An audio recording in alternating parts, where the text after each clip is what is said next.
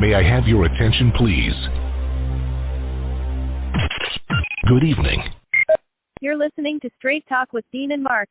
We thank you for tuning in and hope you enjoy another exciting episode of our show.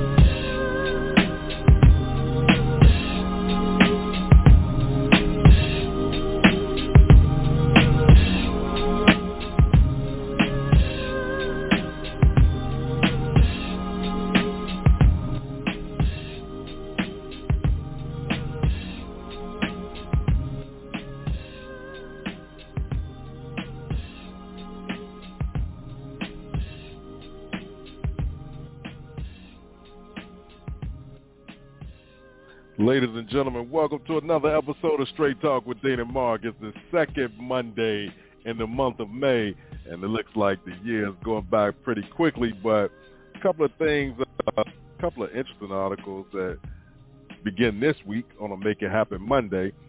Biden says people able to work must take jobs or lose unemployment.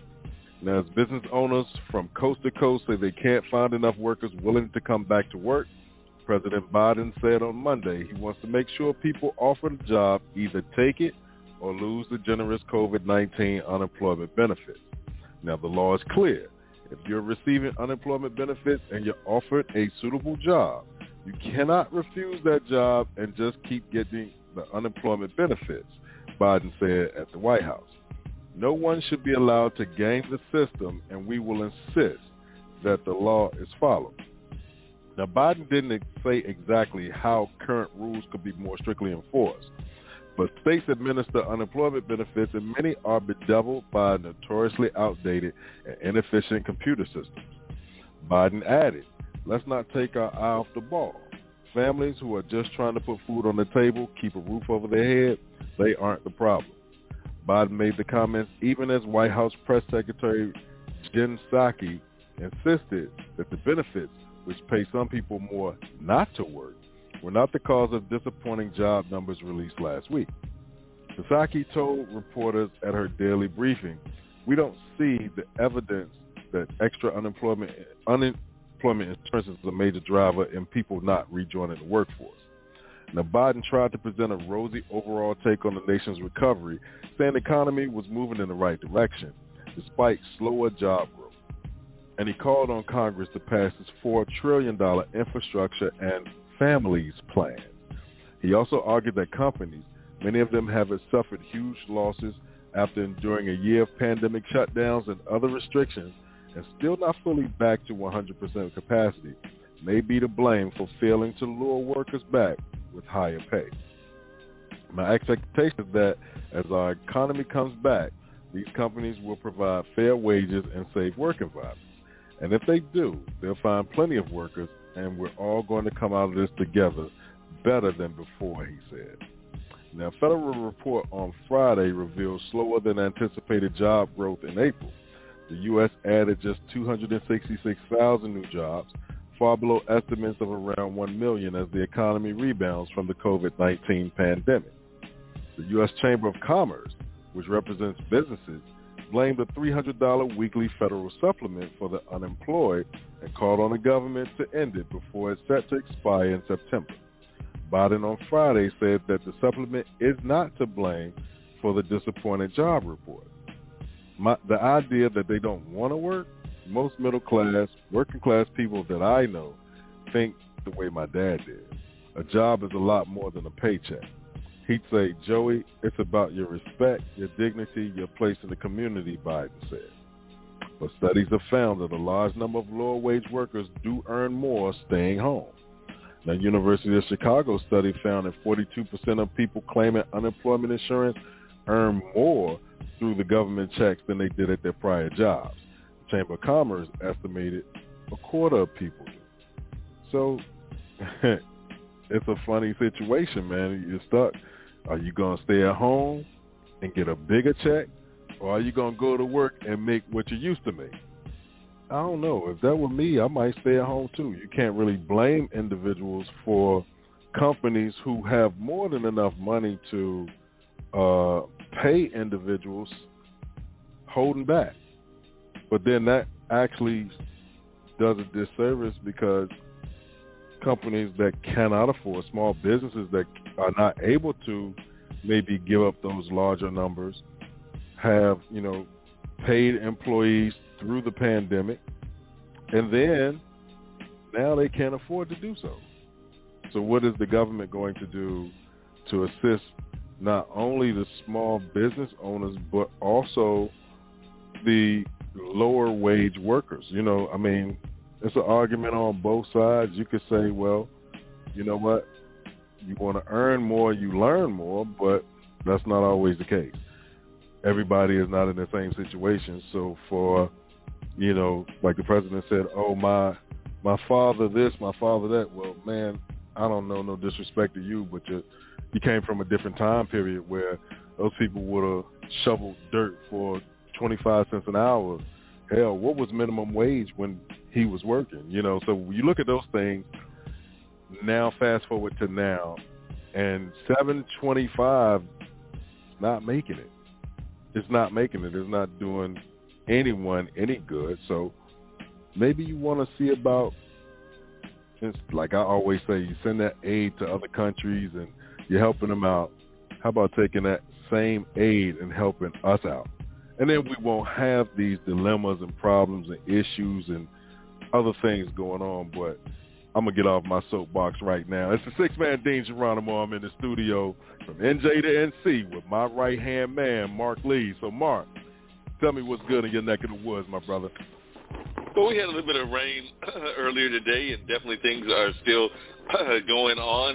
Things are having rain, and people are doing events. As a matter of fact, I was running a little bit late because I was talking to my fine folks over there at the Haytown Heritage Center. They're trying to see if I could come in during a Saturday morning, but, I still got things that I'm doing as well, so I got to see how that plays in with my event with Brother Zach, since I produced a show with Brother Zach, and that's already on the schedule. But I told him that if they can make these people that want to have a meeting do the meeting either before Brother Zach or after Brother Zach, then I can come in. But if it's doing Brother Zach, I can't come in because I'll be working with Brother Zach. So, like I said, you've got to do things according to what's going on and all of that. So I will play it by ear and see what goes on in that regards and everything, but just playing it by ear, seeing what's happening there. And I heard you talking about the fact that we need some more money, and there's all these employment reports, and people are upset about these employment numbers. But, if you're not making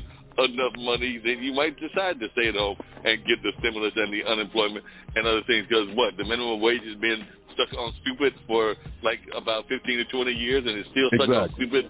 So we need to get it stuck off of stupid so that people can actually go and earn some money and be able to live and everything. I actually had the privilege earlier today of talking to Matthew Morales, who wrote a book called about being poor and getting out of poverty, and he's out of Los Angeles, so he wrote this book and everything. So he was my guest on Mullins Music and Memories, and he has this thing called moneymystic.co and all of that. But he's a very powerful gentleman and is basically talking about us getting out of poverty. But a lot of it is common sense stuff, putting some of your money aside for investments, putting some of it aside for gifts, putting a certain amount, but not the whole kitchen sink out for fun and things of that nature. But he's a very powerful person. He's definitely, a fan of Rich Dad, Poor Dad, and folks along those lines. So it was just great having this conversation with Mr. Morales and talking to him about his book and everything. His book is called Never Be Poor Again, and he was a poor youngster and has written the ways that he got out of this. And he talked about an experience he had with his girlfriend when they were overseas and were basically stuck very poor and all of that. But he shares a lot of that, very forthright, very open about what he's going through and all of that and what he's been through. But, sometimes folks just want to be stuck on stupid, and they want to keep themselves stuck on stupid no matter what we tell them or how we tell them to get off the stupid, just because they're stuck on that whole mentality and all of that. So definitely it was a great conversation with him. But along those same lines, I was wondering your thoughts. You know, that idiot still likes to get himself in the news, and he got himself in the news because of sports, because, you know, there was a certain horse that won a certain race, and the horse might have been drugged. So now he's trying to use that as a reason to blame the border and what's going on in the border and the drug trade. So what a horse being, you know, and one, you know, I don't know Bob Baffert personally, but he seems to think that he's got a good self-defense or a good defense. So I don't know when the second test will come out and what Churchill Downs will do or what they'll decide to do with the Kentucky Derby winner and all of that. But I don't know how you can make a parallel between what is going on in a horse's life with their trainer and what's going on the border. But he tried to make that parallel, and like I said, I'm not 100% convinced that well, we know the horse wasn't at fault, because the horse is only going to give you the whatever drugs the humans gave the horse and everything. It's not like the horse came in and asked to be doped up and everything if he was doped up. And at the same time, you know, it's a scandal within all sports, including sports that are run by animals. I don't care whether it's horses, dogs, or I'm trying to think of what other animals we've got that are sports animals, and those are the only two that I can think of. But whatever, I'm sure some places they're racing ostriches and other animals, but whatever they might be racing, I'm sure that it's an issue no matter what. But it's up to the trainers to be honest, the staff to be honest, and all of that, and we'll find out how it plays out and if that particular horse will even get a chance to run the Preakness or not, since that's the next leg and everything. I think the Belmont, the one up by you, is the last leg. But we'll find out whether they'll get a chance to run in Baltimore or not. But, you know, I actually feel kind of sorry for the animal, because if the animal was injected, it's not. Do you think that Medina Spirit was sitting there going like, hey, you humans, I'm in pain. Could you shoot me up with something? I don't think so.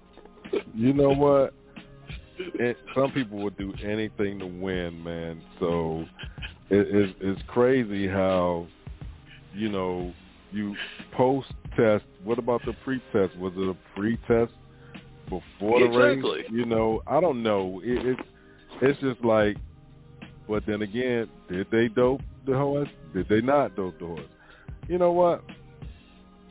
It's just one of those things where we don't know the whole story. We just know the after effects. So now, if they test positive at any time, they should just be disqualified. It's that simple, man. Like, if you need to use an enhancer to win, then basically it's equivalent to cheating, and you should be disqualified. I don't care what the reason is.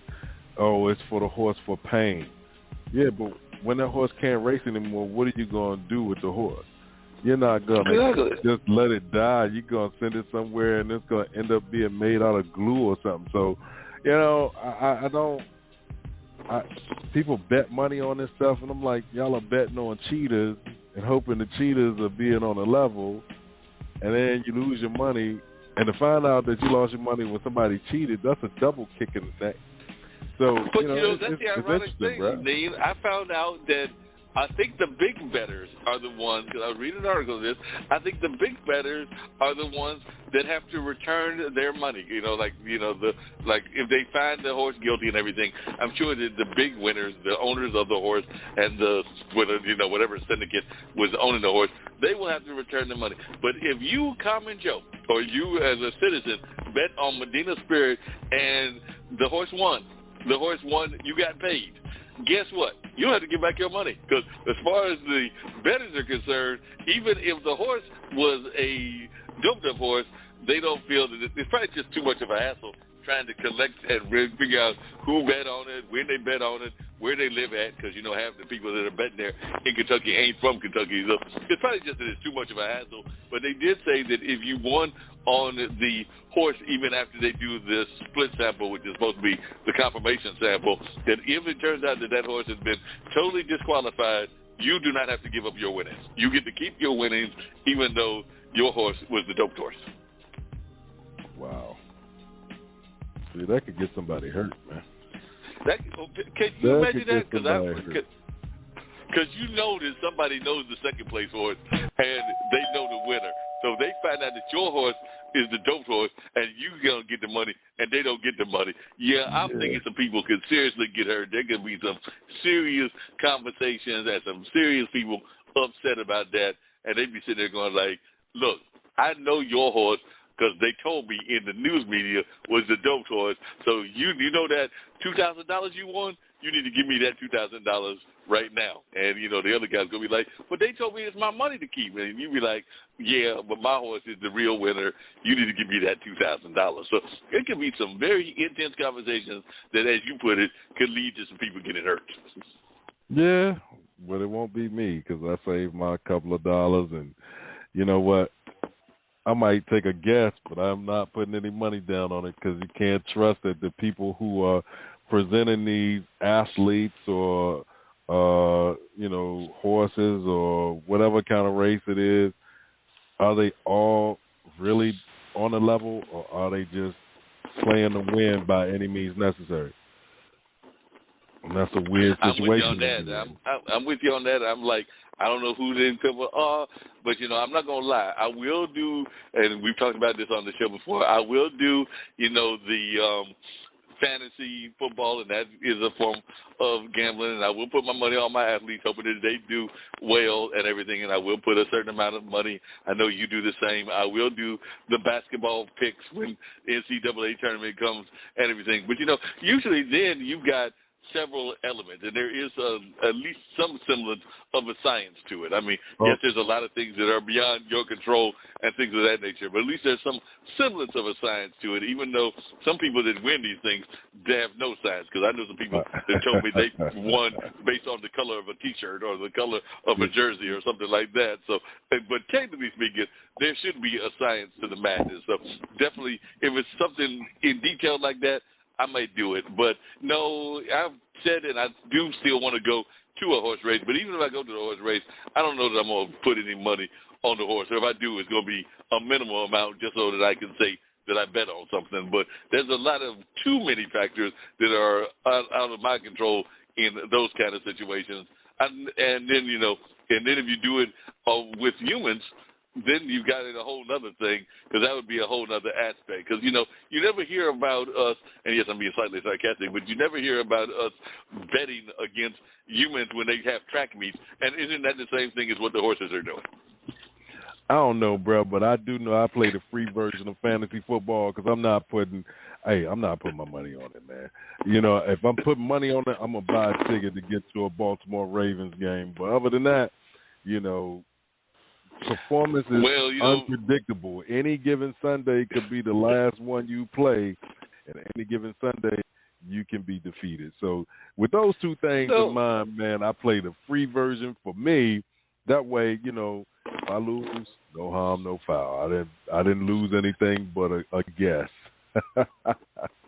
Well, I'm with you on that, and the free versions are fun, and I do mostly the free versions. Now, the basketball thing, I might put in $5 or $10, and it might be even a little bit more than that for the fantasy football. But even though I've yet to win it, my brother has won it. I think he might have even won it twice, and I know we've definitely had family friends that have won multiple times. I've not come close, but I do know that the winners get a pretty nice check. So I'm thinking that, I might still put my money in the hat, hoping to get that check one of these days and everything, because I think that they've walked away with, a few $1,000s. So I'm not going to argue, and it usually is dealt out right around Christmas time. So that means it's coming at a perfect time as well. So hopefully one of these years I might pick your Baltimore Ravens defense again, and they will deliver for me in a sense of giving me a championship. But there's a lot of, as you said, variables involved in that. So if it happens, it happens. If it doesn't, it doesn't. But I can definitely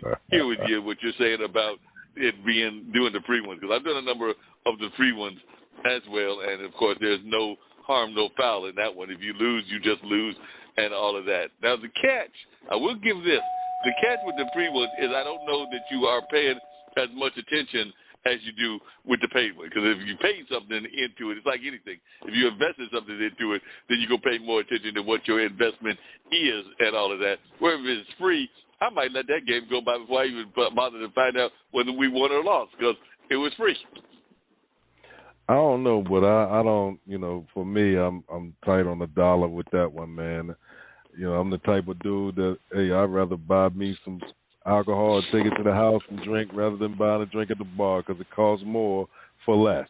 So, when I look at it, I'm like, I'm about to pay as much attention to it as I can, but this ain't my job. I ain't gonna do it because then you get stuck into, you get stuck in it.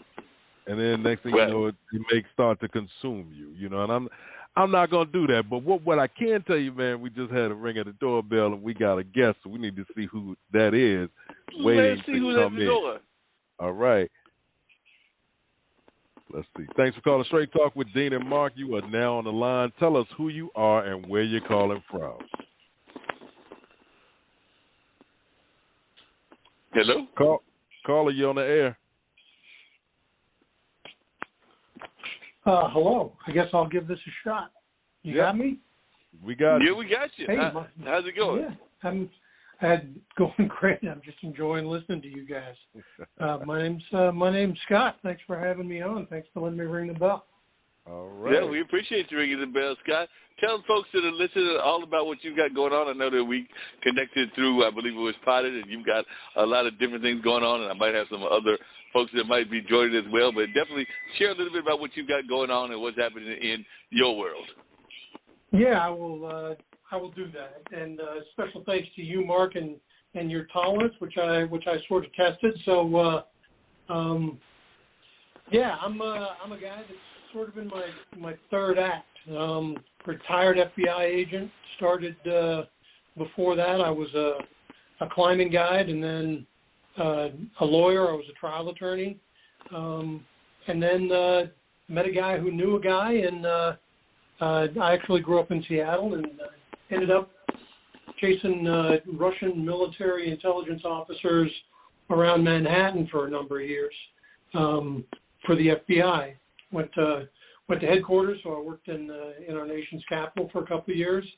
And then later in my career, when I was looking for something new to do, the kids were out of the house at that point, I entered our legal attaché program and got assigned to Baghdad, Iraq.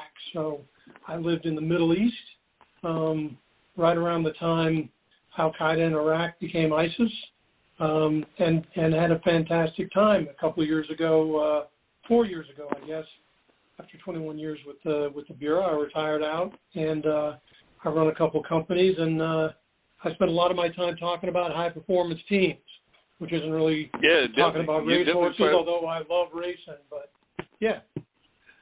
Tell us about what it's like working for high-performance teams. I can only imagine what it was like, because it sounds like you might have been doing part of the Cold War and everything, but what was it like actually being part of that whole James Bond narrative and chasing around the Russians when that's what we were doing before we got involved with some of this other kind of terrorism that's going on, including some of the cyber terrorism? But just share with our audience a little bit about what that experience was like running around or after those folks in the big city of New York, in the borough of Manhattan and the other boroughs. Yeah, so it's a funny thing when you look at your own life from the inside out. It doesn't seem like it's all that unusual, but from the outside in, I mean, and this is what brought me into the Bureau, myself, just being told that every country in the world has intelligence services, just like we have the CIA. We send people to go collect the information that we need to move in the world stage. The rest of the world is doing that as well. And the interesting thing, the fascinating thing about Manhattan in particular is it's the UN. So we have countries that have intelligence service personnel in Manhattan that are countries we don't have diplomatic relationships with. So the North Koreans have people in Manhattan. The Iranians have people in Manhattan. They don't have people in Washington because we don't speak with them diplomatically, but they're in Manhattan. And the job of this team of remarkable men and women that I was privileged to work with and at some point lead is to look at all these folks and figure out what they're doing, to try and understand what they want to know that we don't want them to know. And it's as simple as, you're going to that big economic forum every year, and the president is sending whoever he's sending, or you're going to the global warming forum. Everybody wants to know what the U.S. negotiating posture is. Everybody wants those documents, and they're trying to get in to the UN, to our mission to the UN. They're trying to get that information so that they can negotiate more strongly against us.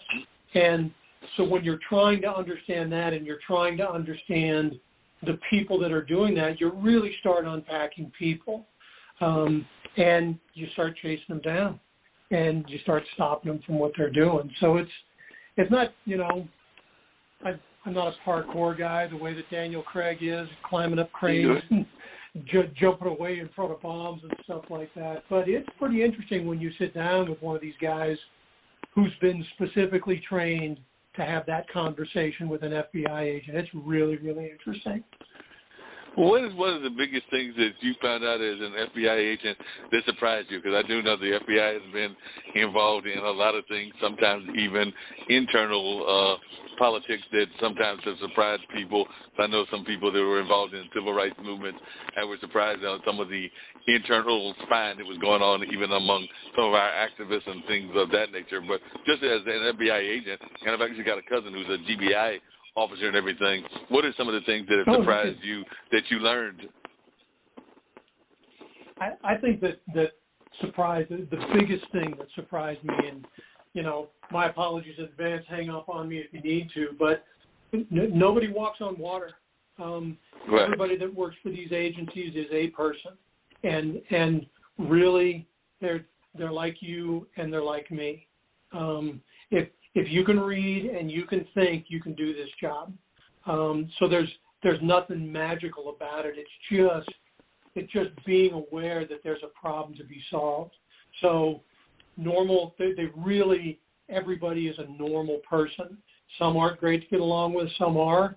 Nobody walks on water. They're just good people trying to do a good job. That's a really boring answer, isn't it? Sorry about that. No, that's all right. That's a true answer, and I appreciate the honesty about that. I know that the other thing that me and Dean have talked about on this show, and I've also talked about it with my cousin, and actually had the pleasure of one of my other shows talking to two of our Durham police officers, is the fact that for the most part, most police officers and most law enforcement recognize that there is bad law enforcement, and y'all just want to get rid of them as bad as anybody else does. So when y'all see things that are going on, like what happened with Chauvin and some of the other ones, y'all are as frustrated by that as anybody else is. So I'd love to hear your thoughts about that and how you would like to maybe have, I don't know what the avenues are that you have dealt with, but ways that you would even deal with folks that are not necessarily doing policing in the true way that policing should be done. Yeah, and there was a lot of the first time I was exposed to this issue was back in the early 90s when community policing became a big thing, and I understand my perspective. I was a prosecutor, so I worked with patrol officers and detectives in that role. As an FBI agent, FBI agents are law enforcement, but they're not patrol officers. The job of pushing a patrol car down the road, pulling people over, responding to domestic violence, that is a fundamentally different job. But than chasing a spy or doing a 2-year investigation to take down a big Ponzi scheme. It's a fundamentally different job. And the point is, it takes a fundamentally different personality. And not everybody is wired to be successful as a police officer. Most people that get into that line of work are, but some aren't. And, if you take 2 giant steps back, I sit in this human resources world a little bit these days. Hiring is really challenging. And there's no hiring system that's 100%. And so what you need to do is to continue to refine through training and performance evaluation. And it's really hard to show somebody the door when they are now a member of a union and they have this job and they're expecting to be there for 25 years, but they just don't have the personality to have somebody take a swing at them and not swing back. And it takes a unique personality to be a law enforcement officer the way the job needs to be done. And that really is the key, is to make sure that the people that are in those roles, I mean, I hear you talking about compensation, right? It's not everybody's hardwired to be a teacher. Not everybody's hardwired to be a minister. Not everybody's hardwired to be a police officer. But when you find the people that are, you need to have those people in those jobs, and they need to be able to make a good living so that they are willing to stay in those jobs. And it's the hard conversation is the conversation no one wants to have, which is, sir, ma'am, you just aren't cut out for this. And I know you're going to sue me, and I know your union boss is going to come in and scream at me, but you can't do this job anymore. And if we have time for a quick story, I remember when I was assistant special agent in charge, I had a good personal friend of mine who was one of the squad supervisors who worked for me, and he never should have been promoted. And the agency was petrified at the notion of asking him to step down. And what they wanted me to do was write a disciplinary report and get him fired. And what I did was I went out and saw him, and I basically told him, listen, dude, you can't be a supervisor anymore. I'm really sorry. This isn't, Scott talking to Bill. This is the ASAP talking to the supervisor. You can't do this job anymore. So either you can step away, or I'm going to do this report. If you step away before I finish the report, then you've stepped away. That was one of the hardest things I ever did, is looking at somebody who thought he was good at his job, who was not a fit. He couldn't do it. He really couldn't do it. And I had to tell him, you're done. And so I get it that departments can't do that. You have to do that. When you see a man or a woman is not wired to be a police officer, they can't have that job. And I hate to say it, but union be damned. You're talking about people. You really are. So thanks for not hanging up with me. I appreciate it. No, that makes a lot of sense. I'm always glad to hear people's views and everything. Now, you've been doing this kind of work for a long time, working at high-performance teams. As a matter of fact, when I was reading your bio, it said that your first job was actually as a climbing guide when you were a teenager, and I can only imagine being a teenager and doing that on a big mountain and everything. So if you share a little bit more about those early years and everything, I'm sure folks would be fascinated by that as well. Yeah, so I grew up in Seattle, and Mount Rainier is the big stratovolcano out there. If you Google a picture of Mount Rainier and you're not from that part of the country, you'll think it's photoshopped, and it's not. It's 14,410 feet, and it sits in mountains that are 6,500 feet. So it's 9,000 feet higher than the rest of the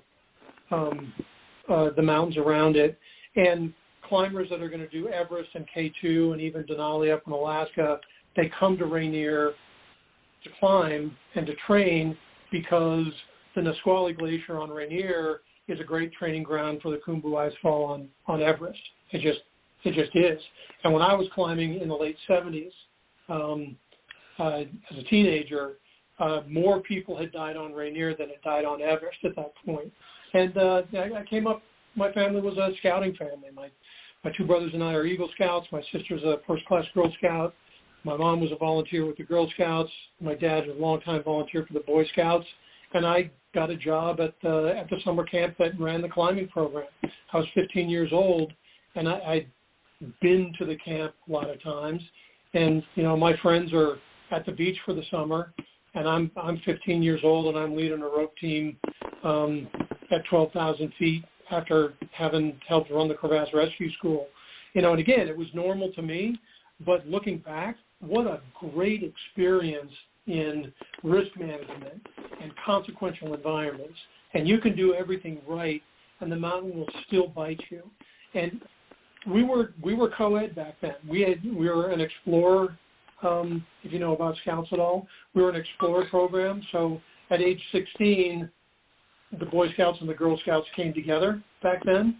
So about half of our staff was women, and we climbed together. We hiked together. We camped together. We worked together. and nobody cared, because what mattered is, could you carry the load, would you help set up camp, and would you whine or would you not whine? And if you carried your stuff and took care of your gear and you didn't whine and you were part of the team, we didn't care about anything else, nothing else. And wouldn't that be a great world to be in if it didn't matter? It didn't matter what your accent is, what God you pray to, just matter, can you do the work, and are you a good person to hang out with? And that's the lesson I learned as a kid. But at the same time, when you're a 15-year-old or a 17-year-old and you're sitting on top of a mountain up in the sky, it's hard to describe that. Great experience as a kid. Great experience. Sounds like it. What are some of the things that you think that you learned as an FBI agent and in those early years, as well as some of the other things that you've done that have helped you with your high-performance team building? Because I'm thinking that you had to have those kind of team building exercises when you were with these high-intensity kind of units and some of the things that you did overseas. So tell us a little bit about some of the past activities and how they play into what you're doing now. Yeah, and I think that the big thing is stress, and being in stressful environments changes people. One of the things that we used to do with climbing was also one of the things the Bureau used to do when they were selecting people for the legal attaché program, and basically sending people overseas, 6 or 8 time zones away, where if they do something bad, they may end up hurting people, and they'll certainly negatively impact the Bureau. So what do you do? How do you make sure you have the right person? And one of the things that we talk about now, a business partner and I wrote a book on hiring in cybersecurity, and our business process is called CAN, Trust, Will. And the CAN and the will is informed by the Bureau experience, the climbing experience, the courtroom experience. You can talk to a person and interview them, and they're calm, and then you put them on the stand and they freeze. So what a person can do has no relation at all to what they will do when they're under stress. Some people are cool as a cucumber. Some people can't tie the knot. And so what you have to do when you are evaluating a person is not just understand what they're good at, but you have to understand what they actually will do when they're under stress, and particularly what they will do when they're under the stress they're likely to be in the situation you're talking about. So is this kid who's doing just fine tying knots at base camp going to be able to tie those knots when it's hard to breathe and he's at 13,000 feet, the wind's coming in sideways, and his fingers are cold? So is the guy that speaks the foreign language, he speaks Russian, he's got family in Moscow, and he's going to be our guy in Moscow, and as soon as he gets to Moscow, he starts drinking, because that's what you do when you're a native Russian speaker. It's those sorts of things. And so when you're looking, and it cycles right back around to the law enforcement thing, it's not good enough to be good at something. You have to be good at something when the chips are down, and I'll circle it right back around to the horse racing. Are you confident in how you train that horse? Or when the chips are down, are you going to cheat?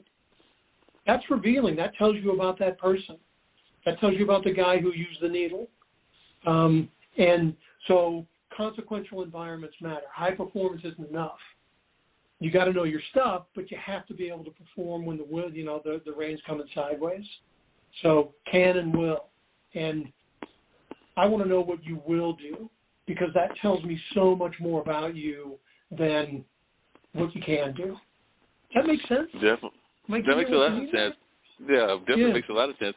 I was also wondering, you said you had done not just the work with the Bureau, but you'd also done some work in the legal aspect. And I was just wondering, as an attorney, what are some of the things that you feel that you've learned that has helped you in the work that you're doing now as well? And I've actually got friends of mine that are on both the defense and the prosecution side of the whole legal profession. But I was just wondering your thoughts as to some of the things that you learned in doing that work that have helped you, and would you suggest that other folks go into the legal profession? Because sometimes it seems like it gets a great rap when we're watching legal shows on the TV in the sense of the positivity of it, but then it also sometimes gets the negative rap as well, sometimes because of corruption that may exist in it, and also sometimes just because of different things that are going on within the society in general. But I just wanted your take on lawyers and whether that's something that you would even, I don't know if you have kids, but whether you would suggest that they go into the field, and also your take, as I think you're on the prosecution side, and we do know that, of course, there's a battle between prosecution and defense. Yeah, there always is. So yeah, I've got 3 kids and 2 grandkids. My boy is a mixed martial arts fighter. One of my daughters is a chef. My other daughter is a university admissions officer, and so they're kind of all over the board. But so I'll give you the positives and negatives. I mean, I think going to law school is good because what you learn in law school is the rules of the country. I mean, you want to understand what's going on now. I mean, I live here in Pennsylvania, and right now we're looking at next week we're having an election on amending the Pennsylvania Constitution. And again, if you can read, you can figure it out. But one of the things that you learn is to read with a critical eye. And so learning what you learn in law school is really useful. At the same time, nobody walks on water. You know, you got people who are honest. You got people who are going to put the needle in the horse. And just because a person is a lawyer, just because they're a doctor, just because they're in some profession, doesn't mean that everybody in that profession is going to lie, cheat, and steal. And I think so people are still people no matter what they do. And the other thing that I realized is, you know, particularly in terms of litigation, when you're preparing for a trial, you spend a lot of time thinking about the fact pattern of the case, the arguments you're going to make. And the problem that you run into is because you've thought about it a lot and you understand it a lot, everything that you're saying makes perfect sense to you, and that doesn't matter if it doesn't make sense to the jury or it doesn't make sense to the judge. If you're having a press conference, what you say has to make sense to the public. Otherwise, you're like, right, you know, the adult in the Charlie Brown cartoon. You can be saying all this stuff and nobody understands, right? And that's, I think, where maybe we're at the deeper part of the cycle right now. We think because we care passionately about a thing and we're yelling it, that people will understand. And I always joke with my friends when I was in the bureau, and I would say it's like talking to an Australian. You think that you're speaking the same language because you're both speaking English and you both understand the words, and you don't realize until you're a half hour in that you really don't understand each other, because even though the words are the same, you're not communicating. And so I think that the cautionary tale that I bring from that time as a litigator is if you're in a conversation, and I've told my kids this, if you're in a conversation and you're starting to get mad, and if you're in a conversation and the other person's starting to get mad, that means you're not understanding each other. So don't be the ugly American in Paris slowly and loudly yelling English at the dude who doesn't understand English. That's not helping anybody. Just back off and start working on communicating. And that's a big ask, right? When you're talking about something you care a lot about and the other guy just isn't getting it, that's a big ask. But we're adults here, right? So those are the 2 things that I drew from being an attorney. Gotcha. What is some of the surprises that you had from your working with this high performance training? I'm sure that a lot of folks are probably getting into it and maybe even being overwhelmed by some of the things that you're teaching them. But is that what surprised you, the fact that some people get overwhelmed by it, or what specifically has surprised you within the high performance team building community? Okay, that's a great question. And the answer is really a disturbing answer. And it really is that most people think they don't need help being a leader because they're a great leader, and if these blankety-blank people would just do their jobs, I wouldn't have a problem. And so the most disturbing thing as I've gotten into, as I've taken 40 years of unpacking people and actually building teams and leading teams in difficult environments and consequential environments and transition to training, most people think they don't need training. That's the worst part. And then the even worse part is most people are probably going to be pretty successful even though they're lousy leaders. I mean, the reason the shelves are full of leadership books, the reason you go on LinkedIn, you Google leadership, and there are going to be 1,000 different companies with 10,000 different programs to each other. The reason is because most people are not great at leadership, and the reason is you can be reasonably successful in your life and be a lousy leader. There are plenty of companies out there that have abysmal leadership and they're making money. They would make more money if they had better leadership. They would grow faster. But you got plenty of people out there that are chewing up and spitting out good people day in and day out, and they're terrible leaders, and they're still taking home a paycheck. That's the worst. And would you like to know the secret? What's the secret? The secret to great leadership, and this really is true, and it really is important. If you want to be a great leader, you need to be fascinated with two things, because fascination is outward-facing. You need to be fascinated with people, and you need to be fascinated with the work they do. And it doesn't matter if you're no good at people, and it doesn't matter if you don't really know the work. But think about the last time you were fascinated by something, by a Rubik's Cube, or trying to get a key off a key ring, or, trying to figure out some puzzle with your kid. The last time you were truly fascinated by something, you didn't care what the clock said. You didn't care if dinner came and went. You didn't care if someone was yelling at you to, put that thing down and come to bed. You were fascinated with that thing. So if you want to be a great leader, you need to have that level of fascination for the people around you so you can unpack them. And there's tons of great training out there that will show you how. You just need to be fascinated enough to do it. And the other thing you need to be fascinated with is the work. And it doesn't matter if you've never done the work. As long as you are fascinated by it and you're unpacking it, you'll learn it, and you will put people where they're strong, and you will build, curate, and lead a high-performance team. There's a lot of stuff out there where we're talking about find your passion and follow that. Find your why and follow that. And all of that is really good and important, but it's inward-facing. It is critical to your self-development, but it's a bad foundation for leadership because leadership is outward-facing. So passion for inward-facing self-development, fascination for outward-facing high-performance teams. You get fascinated with a group of people and what they're doing, you will make that group of people a high-performance team, and you can put them anywhere, and they will perform, I guarantee you. That's the secret. Sounds like a great secret. I know that a friend of mine, he does this exercise where he tells people to take one arm, I think it's the left arm, and reach as high as they can, and then after you tell them to reach as high as they can, he says, now reach higher.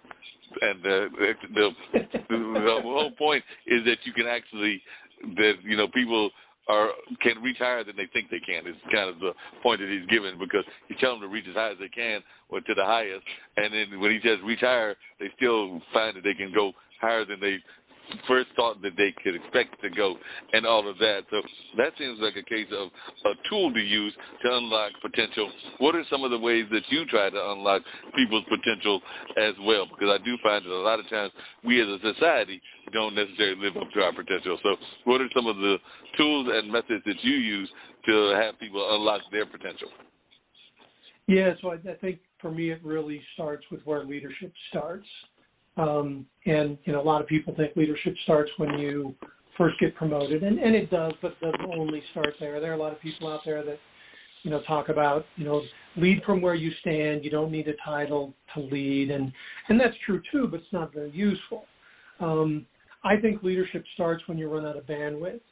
Leadership starts when you can no longer do by yourself the volume of things you need to get done that you've committed to do.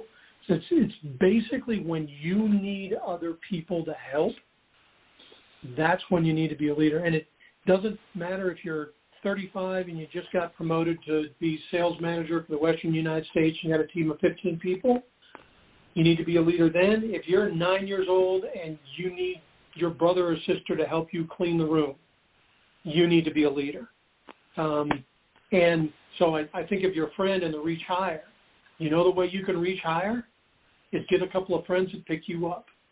But here's the key, and here's the problem, and here's the reason a lot of people don't want to do that or they're uncomfortable doing that, is when your friends come and they pick you up and you can reach real high, now what happens?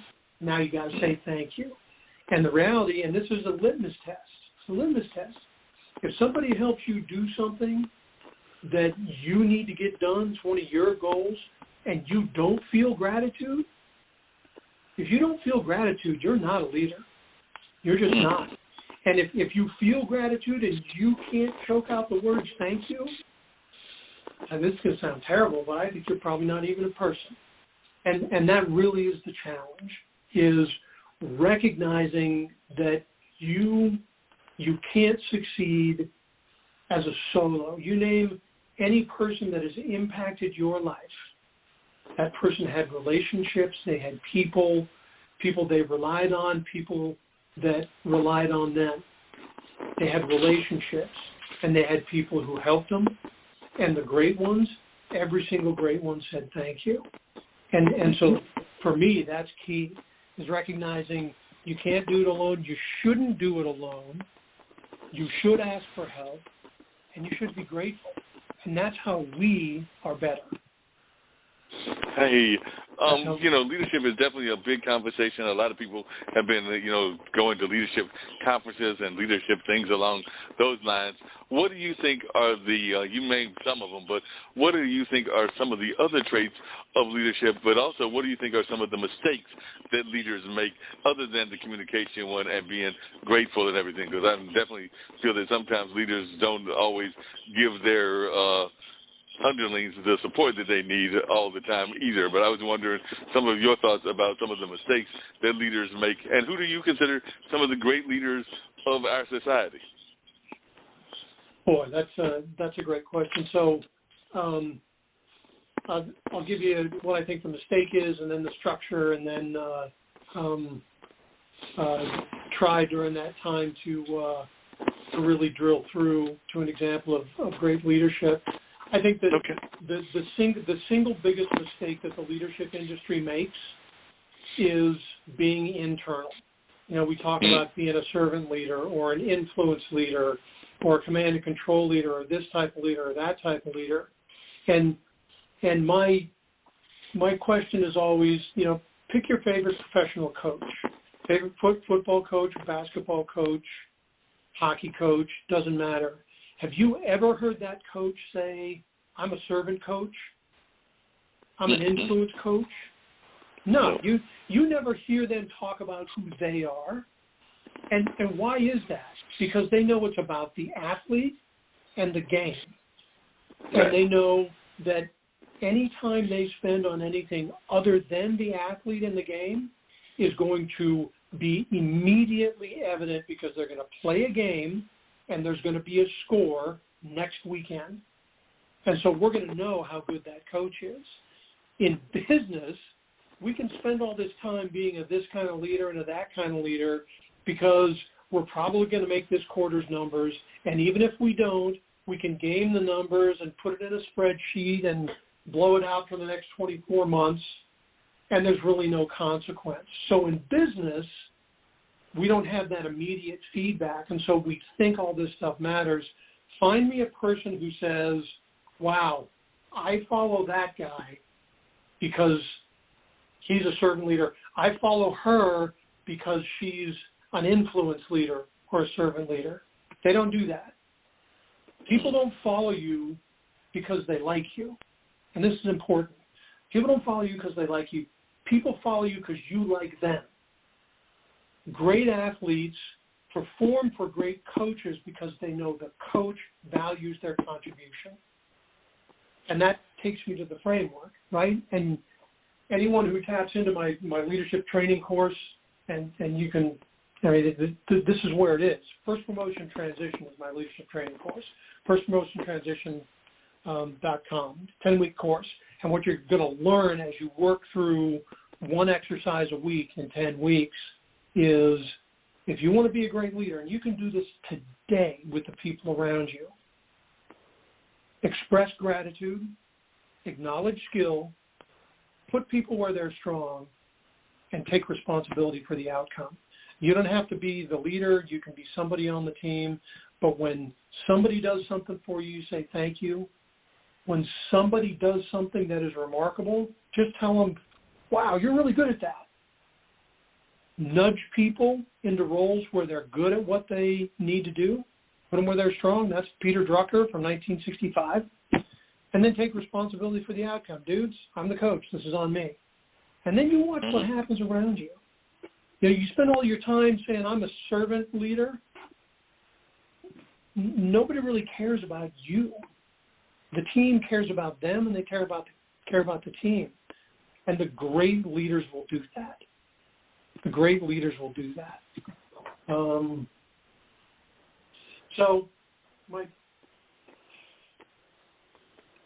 going to give some examples of some of the great leaders?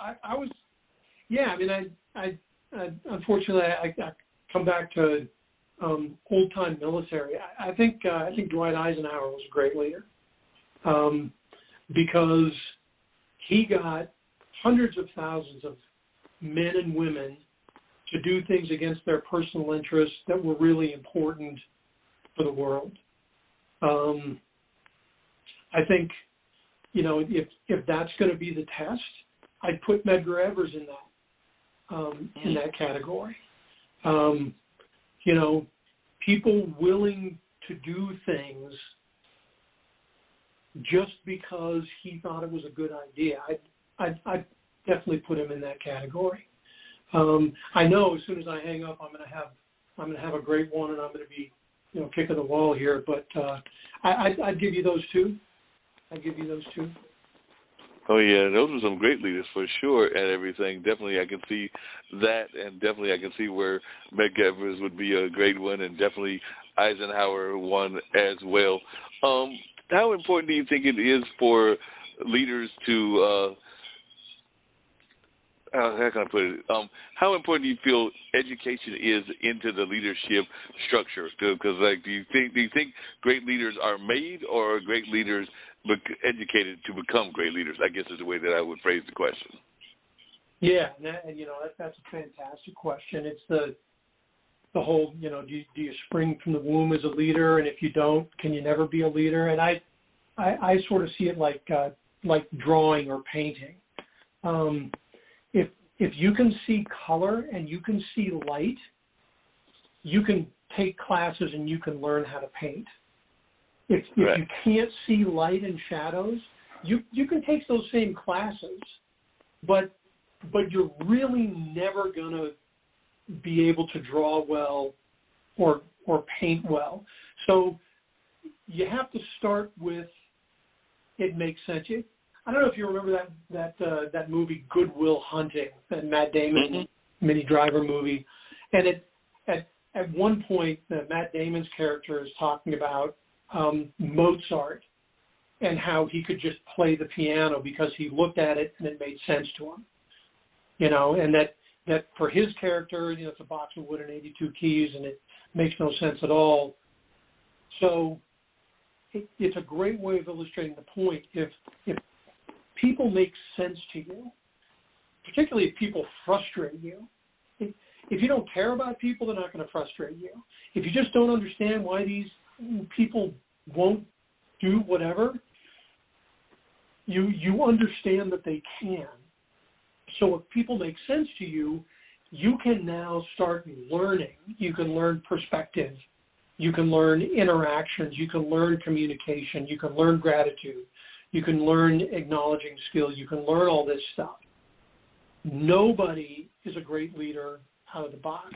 I mean, I was thrust into a leadership position. I applied for the job and I got hired at age 15, and it was a great experience for me, but I was not a good leader. And over the years, sometimes I've done great and sometimes I've done brutally badly at being a leader, and you learn. But you can only learn if it makes sense to you. You can only get better if you understand what it is you're practicing, you know? So yeah, that makes a lot of I think sense. you have to have both. So I'm a Formula One fan, and you may not be a Formula One fan. I don't know if any of your listeners are, but there's a driver, and I love this guy. His name's Daniel Ricciardo. He's an Australian, and he's supremely talented, and he's an average Formula One driver, and I'm going to start getting hate mail from his fans. But he is supremely talented. He understands how to drive, and he is middle of the pack because he's not driven to improve. If I could talk to him, I would say, Daniel, you don't want to win, you expect to win. And since you expect to win, when you don't, you start looking for, the tires and the car and the track and the weather.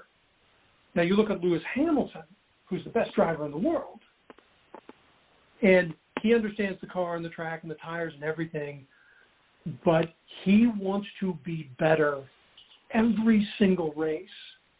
And he just got his 100th pole position. The number 2 guy on the pole position list has 68, and Lewis Hamilton has 100. And it's because he's always looking to improve. He's always driven. He wants to be better every single time. And you got to have that hunger. Got to have that hunger. You got to have that hunger for sure. You got to have that hunger for sure. It's interesting that you say that because I was having a conversation on one of my other shows earlier today with it was one of our panels where we had multiple callers, and one of them was a dear friend of mine who's a blues musician, but he was talking about how when he was in a blues competition and the other person was almost of the opinion that they had it won, and they definitely gave that attitude that they had it won and everything, and it was that attitude that probably caused them to finish in 5th place out of 5 contestants and everything, because it was coming down to the finals and everything, and there was 5 people, but they got the low score, whereas my friend John Shearer and his people got the high score because this guy was, coming onto the stage with a beer in hand and an attitude almost as if he had already won before the contest had happened. And what the point that John was making was that probably really perturbed a lot of the judges, because you could see a look at their faces as if they were saying that he was basically being disrespectful to all of the opponents. So it sounds like he probably could have used your leadership training.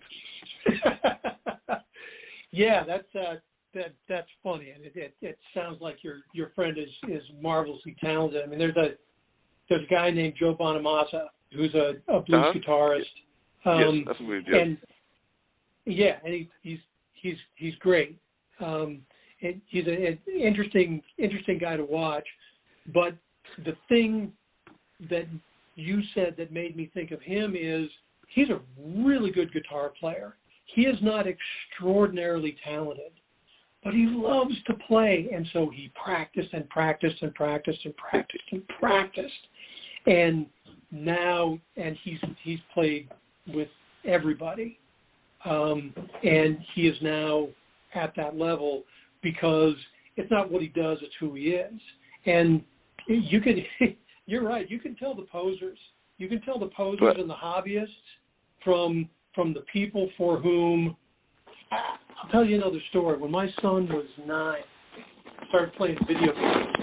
And I remember him playing this game called Spyro, this little cartoon dragon. And I remember just watching him, hanging out with him, being the dad. And he would get pounded and killed and pounded and killed. And he never got angry. And I remember asking him one day, doesn't it bother you that you get pounded and you have to reset and you get pounded again? And he goes, well, yeah, Dad, I don't like it. But if I quit playing, I'm never going to get better. And I like playing. I'm like, okay, so I'm a moron and my 8-year-old kid's smarter than me. Isn't that really what it is? It's the guy that understands that if it's worth doing a thing well, it's worth doing it badly. It's worth making all the mistakes. It's worth making a horrible noise so that one day you can lift up a beautiful sound to the Lord. To steal a term from Better Man Than I Am. Definitely could agree with you on that and all and what you're saying in that regard. I want to bring in, I think he's on the line with us and everything. So, David, if you could bring in Alan, who's I think calling from Raleigh, and I know he's also involved in business, but he's telling me he was on, and he's also involved in being an author and a speaker, and he's a veteran as well. So I'm sure that he's fascinated by some of what we've been talking about. So definitely he's a leader as well. So definitely, hopefully he's on the line and everything. So Alan, are you with us? I am with you guys, Mark. Thank you. Coach, tell us a little bit. We've got some great guests and everything. Like I said, we've been talking to Scott, who's definitely done some great work as an FBI agent and a prosecutor and done this training of high-performance team builders. But it sounds like you're doing some amazing work as well, and I'd love to hear about your book as well as some of the things that you're doing that are similar to what Scott's got going on as well, because it seems like you also are a proponent of great leadership skills. Yes. First and foremost, thank you guys for having me on here. My name is Alan Simmons, a guy from Summerville, South Carolina, small town near Charleston, South Carolina. I am an author. I'm a Marine veteran, served in Iraq and Afghanistan. A lot of my story comes from war because I was in an RPG explosion in Afghanistan, and I stood next to a IED bomb in Afghanistan that didn't explode. And, after battling with PTSD and trauma, I ended up searching for my purpose outside of trauma. And, I was able to rise with God on that. God got me through Afghanistan. God actually spoke to me in Afghanistan. I tell this story to people a lot. Like, I was standing in the desert, and I heard a voice speak to me and said, "Look by your foot." And when I looked by my foot, there was a haystack, and it said, "Lift up the haystack." So I lift up the haystack, and there's a pressure plate, or a pressure cooker, it's a propane tank bomb under the haystack, and it had a cell phone strapped on top of it with 12 9-volt batteries and wires. And on that day, I found out what war really was. And after coming back to the stateside after my RPG explosion and battling with PTSD and anxiety, I decided to write poetry. Poetry started showing me what was inside of me. It showed me the darkest parts of me. It showed me why I was feeling so isolated in a world with many people. It showed me why I was going to addictions and alcohol and pornography, So I battled with all of those things and started working with the youth, kids who went through traumatic experiences. They saw their mother and dad killed in front of them. Some kids were raped and molested. So I started a nonprofit called Live and Love, where I work with at-risk youth and homeless veterans and veterans with traumatic experiences. And from there, I started working with professionals, doing brunch with ties and heels. And I would get people together, and I would talk about purpose. And from there, I started a podcast called The Purpose Pod, where I interview professionals, NFL players, actresses, singers, authors, veterans, anybody you could think of that are serving a purpose. I've done it with them. So that's the synopsis of, who I am, a summary of who I am right there. Yeah, definitely. I appreciate that. And I'd love to hear from both of you, both you and Scott. What do you think of when you think of the word purpose? Because like I said, we oftentimes get people talk about that even in leadership. So I'd love to hear both of you as to what you feel is the definition. So I guess I'll start with you, Alan, but I would love to hear from Scott as well what the definition of purpose is to you. Because I think sometimes we oftentimes hear those words used even in leadership conversations, but I don't know that everybody is always aware of what that actually means. That's a good question, and I've been studying purpose for a while, and to define it would be for me to put it in a box.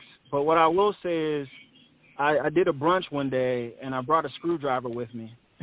And I was in a room full of 30 guys, and I said, "What is this?" They said, "A screwdriver." I was like, "Okay, well, I want to divide you up into teams, and I want you guys to come up with different ways to use this screwdriver." And so we came up with about 250 different ways to use a screwdriver. And I said, "Well, that's good. Now, what was the original purpose, intent for the screwdriver? You know, we all know to screw and unscrew. But if there's 250 other ways to use this screwdriver, what does that say about us? So when it comes to leadership and how I've learned to lead, is that people will serve different purposes in different roles. You know, one minute you're a servant and the next minute you're a leader. You know, and we have to learn how to exercise our innate gifts and abilities in those roles. And we have things that we're naturally good at, and those things will serve a purpose, which is a tool to be used for something good. Yeah, definitely. Scott, what are your thoughts about that, the whole concept of purpose? And you're hearing what Alan is saying, and I know he oftentimes talks about how he's found purpose in inspiring others who are looking for their purpose. So I just wondering your thoughts about purpose and its role within the whole leadership conversation. Man, Alan, I know we just met, but you're a hard act to follow, my friend. That's just listening to you. I mean, you're making me take a bit of a different tack, but here goes. It's I always think of purpose in terms of fulfillment, and it's I think you need the concreteness of exercises like the one Alan was doing with the screwdriver, because it has to be practical to be useful. It can't be esoteric. But what's the thing that feeds your soul? What's the thing that, even if it doesn't put food on your table or clothes on your back, you're still going to do because it's the right thing to do, because it contributes to who and what you are. That's what I'm thinking of, and that's why I use that word fulfillment. Now, you know, you got to put food on the table, you got to put clothes on your back, you got to earn a living in some way, because if you don't support yourself, you have nothing to give. But in that mix, in the complexity of human life, what is it that well and truly matters to you? What fulfills you? What gets you out of bed in the morning? So that's when I think of purpose. Why am I getting up? What fulfills me as a person? Why am I doing this? Yeah, definitely. I agree with you on that. Definitely, that's something that's very important, and all of that. Couldn't agree with you more. Alan, if you could, and I don't know if you got any, I won't put you on the spot, but if you got any of your poems, I'm sure we'd love to hear that. And I also want to bring another person in that's about purpose as well, because I think that I've got Rico that's given a call, and Rico's actually released a recent gospel album, so I know that he's very much about that and everything. But definitely, if you got a work of your poems, and I know that you put out this collection called Cannot Speak, I'm sure we would love to hear it if you've got some that are available for us to hear. Yeah, definitely. I could do a quick one. Here it goes. It's called Failure. Don't let failure imprison your mind, bring scoliosis to your spine, and leave you bent. You were born to be great, set aside to be great. Your every breath is more precious than diamonds and pearls. Step out from this world and take a leap into your destiny. Look into the mirror and see what others cannot. You are royalty. Your loyalty should be shown by how much you have grown. Seeds of failure and success have both been sown, but please don't step down from your throne. Keep marching, keep moving. You are almost home. Did anyone hear your dreams and said that it had no meaning? Did anyone hear your story and instructed you to stop dreaming? If so, let them go. Let them watch God take you from the valley into your promised land. Take my hand as I remove you from this quicksand. Fly with me. Gather your feathers, lift up your head, and aim to the stars with me. Stretch and reach the heights with me. Unbreakable people will be tested by pressures that measure their durability. Do you believe in your abilities? Do you believe in God's ability? You are unbreakable. Yeah, no doubt about that and everything. Great poem, wow. Definitely a powerful poem. If we could, I'd love to hear you bring in Dean Rico, because like I said, I know that Rico is going to be giving a call, and he's actually got a powerful gospel album that he's been working on for a while, and I understand that it's finally been released, so we want to hear about that and what his thoughts are about leadership as well, because we know that even within gospel music and everything, that's very important, and I know that the new album is called It's Supposed to Be. So, Rico, are you with us? Yes, I'm here. So tell the folks about the album and about how you came about doing it and everything? Because definitely I do know that it was and we've talked before, that you are also one that is a fan of leadership and leadership abilities and all of that. So definitely I'd love to hear you talk about your new album and also how it ties in to the concept of leadership and us being leaders in our community. Okay. As you alluded to, Mark, this has been in the works for quite some time. The last time we talked, I actually had released a single, and from that point on, I began to create the album. It took longer than I expected because of, when you're an independent artist, you're doing everything yourself. So you live and you learn. But I believe that this project is going to empower not just believers of Christ, but people that are looking for inspiration.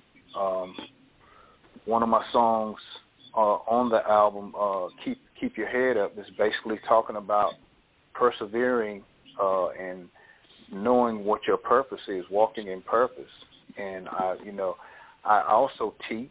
I teach at the high school level, and that's one of the things that I always tell my students, finding your purpose. And it's not all about the money, because you can have a job that makes a lot of money, but it does not serve your purpose, and you will find yourself frustrated. So always try to find your purpose. So the album is about empowering and inspiring people. Yeah, definitely. The album itself is about inspiring and motivating people and all of that. Alan, you have also got a line of clothing, so if you would talk to us about that as well, because you also fall within that entrepreneurial spirit, and actually Scott as well. But definitely, I'd love to you share a little bit about your journey with your clothing line, which also is about using the clothing to motivate people, because it's even got motivational in the title. Right, exactly.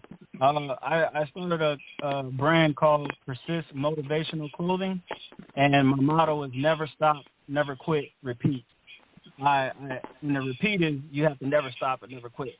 And it's all about persistence, right? Like we were saying, like persistence is the thing that as a traumatic war veteran, a veteran with PTSD, persistence is something that was instilled in me. But after coming from war, I dropped out of college.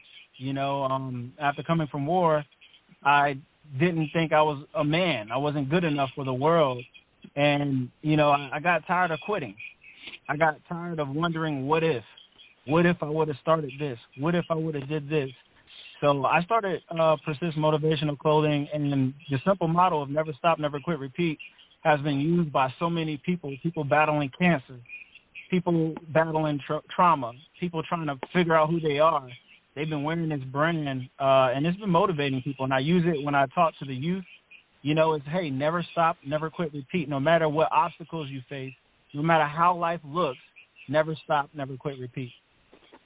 Yeah, that makes a lot of sense. Hey, Scott, and then I want to get to Rico as well. How important is persistence even in your leadership training? Because it does seem to me that is a common theme along with purpose that we're hearing within our leaders, is that a lot of times they are persistent. I mean, how many times have we heard about people that were defeated that first time, but they kept being persistent and they got to their goals and all of that? We can even argue that that's what happened with, and I'm not a fan of the one that I'm gearing to mention first, but I'm a fan of the second one. But we can definitely argue that that's what happened in the case of both of our past two presidents, because they both had run, or at least talked about running in the past, and definitely Biden had run in the past and everything. But what is your thoughts about persistence and its importance within leadership? I think persistence is the most important thing in life, and I'll tell you a story about my son, who's the mixed martial arts fighter. He just turned pro right before Christmas, and he fought for a local amateur promotion called Triton Fights up in Long Island before then.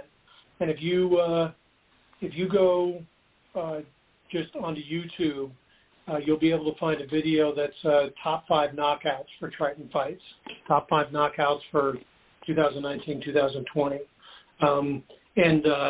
I actually did a blog post on this, so if you go to glenhaveninternational.com, go to the blog posts, there's a post on resilience, and it's about my boy. He appears on this, it's 5 knockouts, and he appears twice. The number 3 knockout, he gets knocked out. He gets caught, he's down, and he's pounded. And then 2 fights later, he's the number 1 on this highlight reel, and he gives the knockout. And he hit this guy so hard, and the guy went down so fast that my son tripped on his legs, and that allowed the referee to save this kid from getting pounded by my son. But what they don't tell you is what happened between getting knocked out and 6 months later when he gave the knockout. He got knocked out. He ended up in the hospital. And he was down for a couple of days, and he was really asking himself, do I do this or do I not? He didn't bounce up. He didn't respond quickly. He thought about it. He made a considered decision, and he got up with purpose. And he went back to training. And he won his next fight of the night, and then the following fight was the number 1 on this highlight reel. And I always told my kids, it's not the person who gets knocked down. It's the person who gets up that you have to look at. And the person who gets up slowly is who you have to really look at, because they're the ones who chose to get up. And Alan, I hear that in your voice, man. Never met you, but really impressive, your story. You got up slow, and you got up with purpose. And that it gives me a chill, that type of resilience. People don't do hard things because things are hard and people quit. You want to do anything in this world, all you got to do is get up. All you got to do is get up. So there you go. That's what I think. That's real true. Rico, how important has persistence been for you? I know that we talked before, and you definitely mentioned that you had to definitely tackle that media monster that we call commercial radio, and they're not always the most supportive people in the world, but definitely wondering how important persistence has been in your own career and in even your getting this album out. I mean, you put out an album in the middle of a pandemic. Right. Yes. The monster of media, one thing that I have found out that, and, you know, it is what it is, when you're not a major artist on a major label and they don't know you, they are more quick to dismiss you. I have gotten a lot of airplay from radio stations that really want to see the independent artists thrive, and they want it to have a level playing field for everybody. And I've been blessed to have been connected to people that really saw stuff in me and wanted to give me a platform. But on the same token, I've also ran into most of the time it's the commercial media that have the conglomerate radio stations. They don't cater. They cater to the major artists, and the independent artist is not. It's an afterthought. So I have had to persevere, and I've had a lot of no's. I've had a lot of people did not believe, but I believed in myself, and I know what God had placed in me, and I know, and I believed in that. And so I just kept driving on. And, you know, I had a lot of people that you know, they said, I like the music, but you don't fit. Okay, that's fine. So I'll create my own lane. And that's what I had. That's what I've had to do thus far. And it's a little slow process. It's a process. But, you know, you got to embrace the process. So that's what I've accepted, to embrace the process.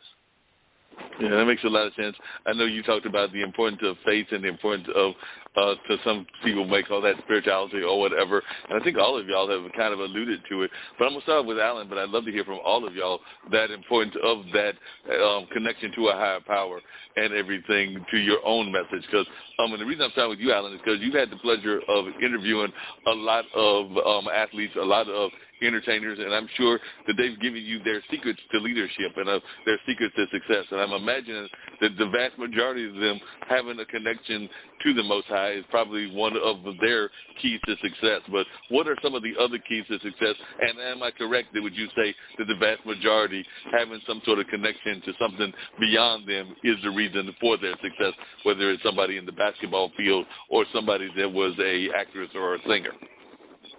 Yes, definitely, Mark. I interviewed an actress, Maya Stolian. She was in Grey Anatomy. She was in Castle and a couple of other movies. And she talked about gratitude. And I believe that everyone should have a sense of gratitude for their life. We all look at what we don't have a lot of times. We look at where, like Rico, like he's building up his empire by himself and he's facing these obstacles, but he has a sense of gratitude, being thankful for what he has, the gift inside of him, so gratitude was like one of my biggest ones that I really took away. And, she wasn't, let's say, a believer of faith, but she was more about living a life of gratitude. And I think that is bigger than ourselves because the human is so selfish in a way where we refuse to see the simple things such as breathing, such as not dying from COVID. These things will give us fuel for where we're going. And, for me, I believe that God has a purpose for each and every one of us. Jeremiah 29:11 says, "For I know the plans that I have for you, plans to prosper you, not to harm you, plans to give you hope in the future." And that plan isn't just for the Christian, isn't just, for the person that goes to church every Sunday. That plan is for every person that has life in their body, So a lot of people, NFL players, James Bradbury from the Carolina Panthers, who's now with the Giants, Khalid Kareem, he's with the Cincinnati Bengals. These guys had that greater sense of belonging, belonging to something greater than themselves, which pushed them forward. Yep, definitely. What are your thoughts, Scott? You worked with some of the top corporate leaders, and like I said, you've definitely done work with the military, and you've even had to deal with those spies and everything. And, of course, spies, when we think of spies, we think of James Bond and everything. But what are your thoughts about that in terms of what is that driving force, whether it's faith or whether it's, as Alan said, gratitude, or maybe there's another one that you want to add?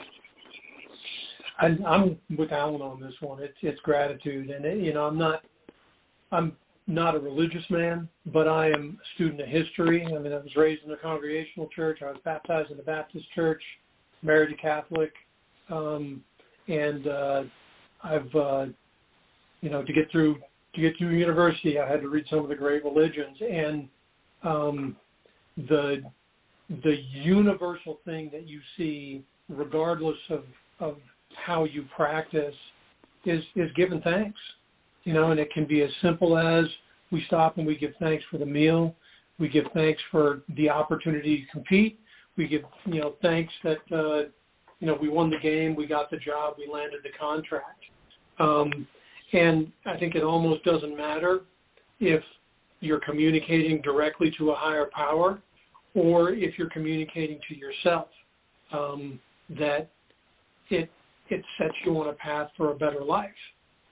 Because if you're grateful, it makes it easier for you to give. And so, gratitude, relationships. Nobody likes a selfish person. It really is that simple. So it's my long-winded way of saying I agree with Alan. Yep, definitely. Rico, what is your thoughts? You definitely alluded to faith, and gratitude is very important, but you are also part of the unsung heroes, or they're not unsung anymore, but definitely the heroes of the pandemic, which is not just our frontline workers of nurses and doctors, but also the teachers, because many of y'all had to learn how to teach in new forms and new ways, but still keep the youth engaged, whether it was doing it online or a number of other ways. So what are some of the lessons that you even tried to to pass on to your students when you're teaching them music? Because as I recall, you're a music teacher in addition to having some other courses as well. So definitely, what are some of the lessons that you try to pass on to your students, and what are some of the things that you would add to maybe gratitude and faith as being those grounding forces? Well, I always remind my students, because young people, and I teach at the high school level, sometimes they forget that being grateful, especially in the pandemic. You look around and you see people dying from the COVID virus, and I always remind them, be thankful and be grateful that you're still here, because somebody got infected with the virus and they're in the hospital, and their parents or whoever their loved ones can't be near them, and they have to suffer this journey by themselves, and some don't make it. And don't worry about what you don't have. Worry about what you do have. You have your family. You have activity of your limbs. You can see. You can breathe. And I always remind them of that, because, like I said, sometimes high school students and even young adults, they feel like they're invincible and it can't happen to them. But the very moment you feel that way, it can happen to you. So I just try to do that. And then with the teaching during the pandemic, it's been really tough. Initially, when we came back this year, we were doing a hybrid, 2 days a week, A/B schedule, and that's in music. That's kind of hard because if you're not able to create good practice habits, students, when they get home for the next 3 days, they're not as diligent, and then it's like starting all over again. We recently went to 5 days a week in March, right before Easter break, was the first week of April, and that's been going well. I've seen my students, they're the ones that are still that have come back face to face. I've seen their countenance, it's different. They're happy, and they feel like they have a chance.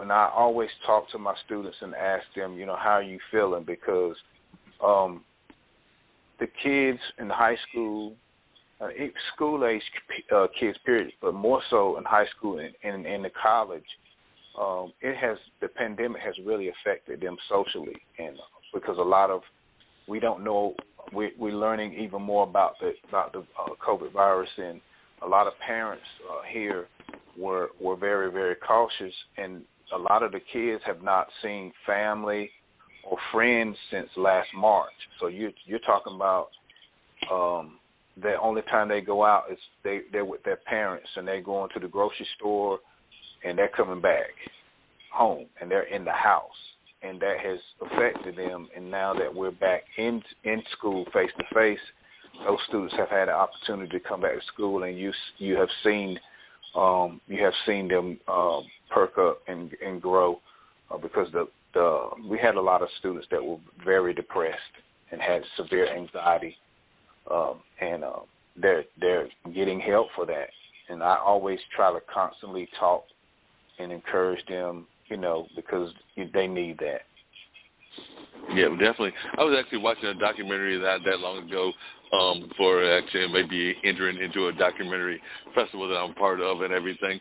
But definitely I was watching the documentary, and part of what the documentary talked about was what you just said. It's talking about our youth, and it was actually giving a good report on our youth in the sense of them taking over leadership and definitely being true leaders on a lot of very important issues, whether that's issues around tolerance, whether that's issues around gender, around race, or even around climate, or a number of other things.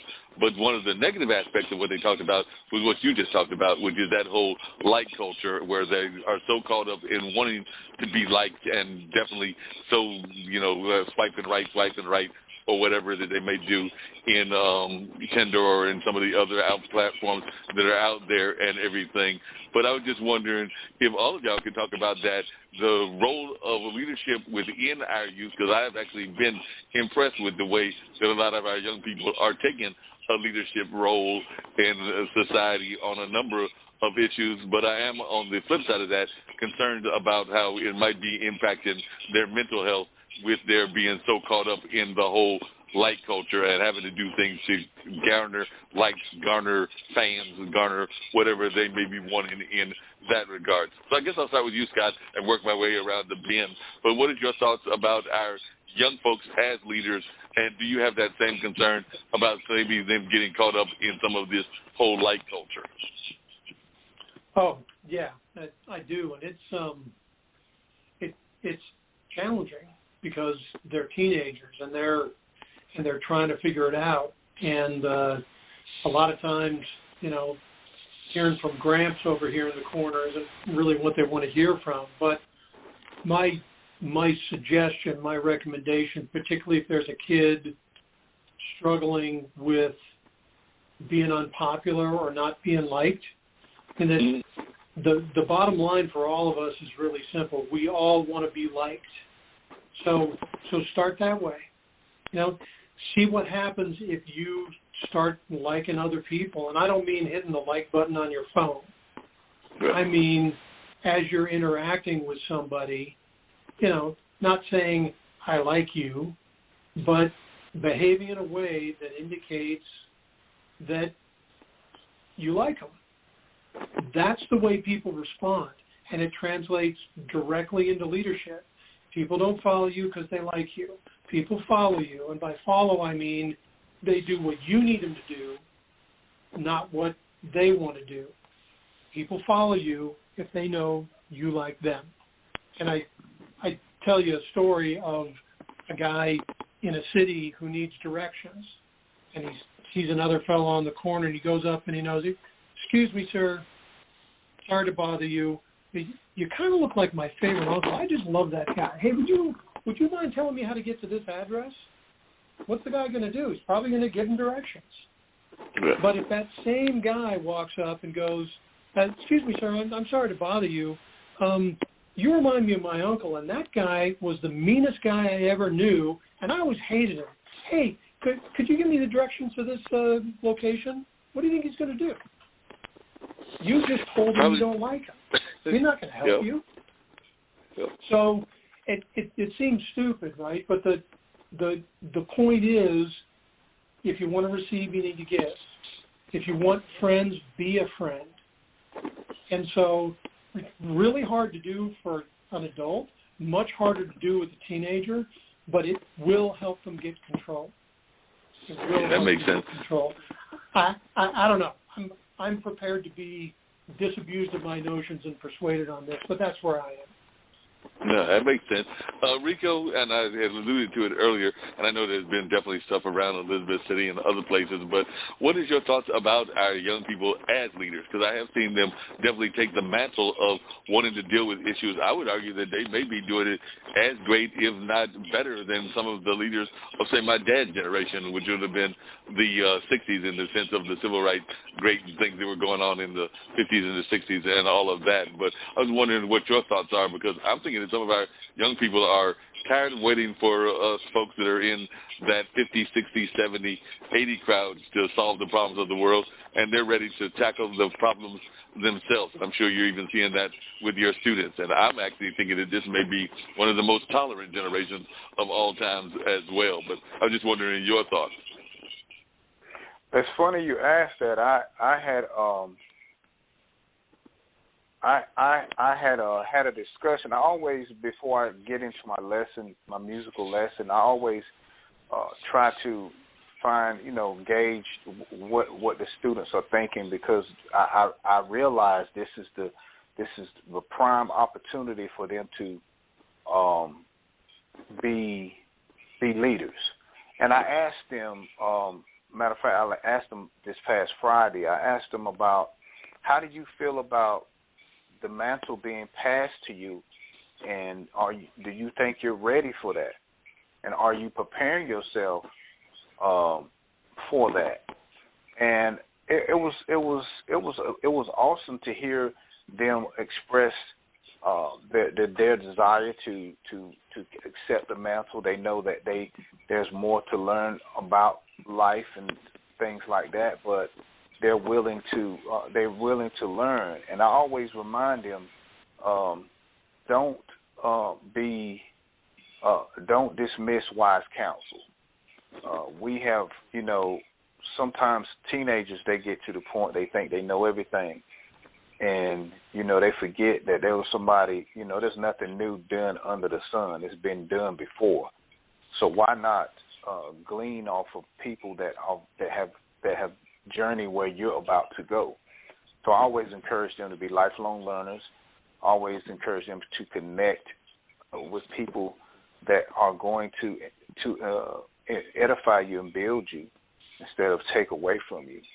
So my students, especially my juniors and seniors, they understand the climate. They understand what's going on, and they understand that the importance of them doing what they need to do to prepare to accept the mantle. Yeah, that makes a lot of sense. Alan, you're not that far removed from the high school years. It was only back in 2007 that you graduated from high school, so that was like some 14 years ago. So definitely you fall in that early 30s category and all of that. Mm-hmm. So that being said, I know that sometimes even in the leadership conversation, we don't always give enough respect toward the young leaders. I know I've actually got friends of mine that are not the biggest fans of the squad because they feel that AOC and the rest of the squad have not had a chance to go through the system, to go through the whole leadership training program, if that's what you want to call it, and everything, and that they are stepping out way before their time and that they haven't had the chance to earn their stripes, to use that kind of analogy and everything. What is your answer to those folks that are like that, those folks that are seeing somebody that's in their 30s or their, because you would be in that same age range, similar to what AOC is. I think she's in her late 20s and everything. But what is your answer to folks that are seeing a leader like you and saying that you haven't earned enough stripes and all of that? I love that question because that's how I've been feeling for the last 10 years. I have this big desire to love people. I think as a leader, that's one of the biggest things that separates a great leader from a good leader is the ability to love. And there's a lot of people with head knowledge, but not enough heart knowledge. And, we all, especially the youth, like Rico was saying, those students have learned a lot throughout this whole period of COVID. But someone like me, I'm 32 years old, and I lead people, but I don't have the accreditation. Like I haven't been, I don't have the stripes, so-called, but I have it on the streets. I have it when it comes to PTSD and suicidal thoughts. I have it when it comes to connecting with people outside of your race and your religion. I have that ability to connect with people, and it's because I have learned to first lead myself. So for people who think that, these people haven't earned their stripes or we haven't earned our stripes, I believe that it'll be a time for them to look within themselves and say, well, what haven't I given to them so that they can earn their stripes? Because a lot of people will complain about the younger generation, but they won't maintain the younger generation. They won't invest into the younger generation. They'll just say, well, those kids can't get right. They'll never get right, and they're always doing this, and the kids are just so reckless. But are you taking the time to invest into the minds of the youth? So I spoke at UNC Charlotte, my alma mater. I spoke there virtually to the leadership team, to a bunch of student leaders, and my discussion was about leading yourself, because everyone goes social media now. You want thousands of followers. Everybody wants to be a leader. But you have to first lead yourself. You have to first love yourself. You have to first challenge yourself. And while you're leading yourself, you find that other people are following you. Like I've built a network of people, more than 3,000 people over the last 2 years, because I have invested inside of myself. Like they're like, Alan is being transparent. He's being authentic. He's loving everyone the same, and people will follow. So I think everyone deserves a chance, and some people have to step aside. You know, like we're not meant to lead the rest of our life. You know, we're meant to lead and grow leaders. Miles Monroe said, if I die, and he passed away, Miles Monroe said, if I die and what I have built dies with me, I did nothing. You know, so I believe that as leaders, we're supposed to be training, teaching, going to the youth and showing them, hey, this is how you handle your finances. Hey, your mental health is so important. You know, so and that's just what I believe, and that's what I'm doing.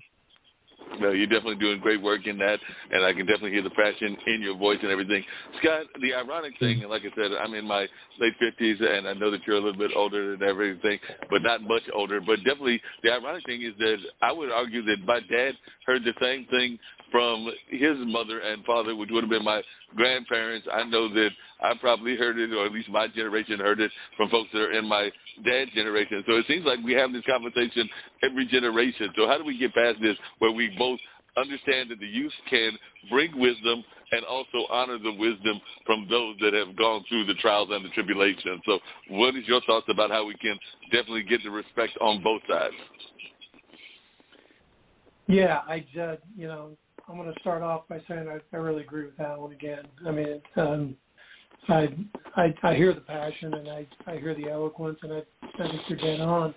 I'm reminded of George Santayana, I think, who said, you know, if you don't learn from history, you're doomed to repeat it. And, you know, the history's there. All you got to do is read it and understand it and make a commitment not to repeat it. But you know, with all that in the pot, and we're stirring it around trying to make this meal, is the generational battle always gets me,